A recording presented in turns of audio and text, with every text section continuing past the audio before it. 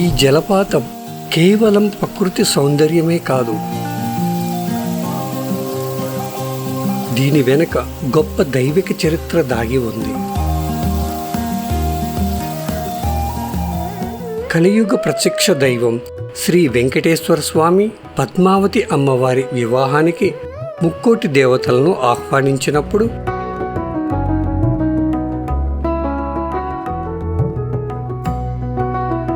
పార్వతీ పరమేశ్వరులు కూడా ఈ వివాహానికి విచ్చేశారు.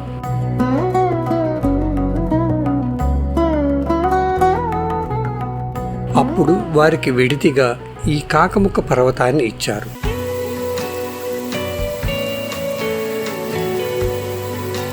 పార్వతీ పరమేశ్వరులు ఇక్కడ ఉన్న అఖండ బిల్వవనం, నిరంతరంగా ప్రవహించే జలపాతం కైలాసాన్ని గుర్తు చేసేలా ఉండటంతో పరమేశ్వరుడు తపోనిష్ఠుడై స్వయంగా శివలింగాన్ని ప్రతిష్ఠించారని పురాణం చెబుతుంది.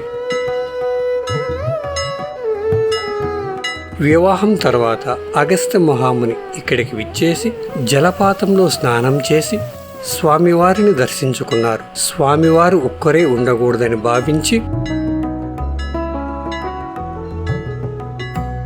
అగస్త్య మహాముని ఆధ్వర్యంలో కామాక్షిదేవిని కూడా ప్రతిష్ఠించడం జరిగింది.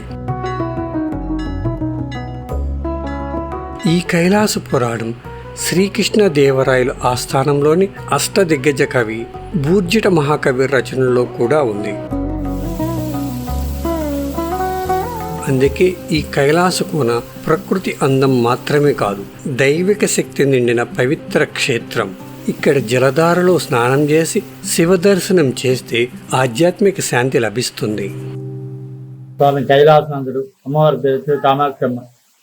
3000 సంవత్సరాల నుంచి స్వామి కైలాసనాథుడు 365 రోజులు జలపాతం వస్తూనే ఉంటుంది. ఇక్కడ ఈ హైవేలో వచ్చి 7 టెంపుల్ ఉన్నాయి. మెయిన్ టెంపుల్ ఒకటి నారాయణవనము, సింగిరి కోన, కైలాస కోన, రామగిరి, తంబూరు, రామగిరి, నాగలాపురము, చుట్టుపల్లి. ఒక చేతిలో ఒక ప్రత్యేకత ఒక దేవాలయం.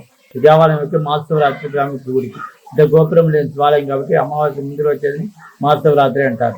ఈ వాటర్ పైన ఒక 2 కిలోమీటర్ల పెద్ద బండ చెరుకు చిన్న చిన్న పైన 7 బావులు ఉన్నాయి. ఆ బావుల నుండి జలపాతం వస్తూనే ఉంటుంది. అమ్మవారి తీర్థం వస్తూనే ఉంటుంది. ఇక్కడ మనం శివరాత్రి చాలా విశేషం. 3 రోజులు అమావాస్య, ప్రదోషం, మహాశివరాత్రి, పౌర్ణమి ప్లస్ నవరాత్రి 9 రోజులు.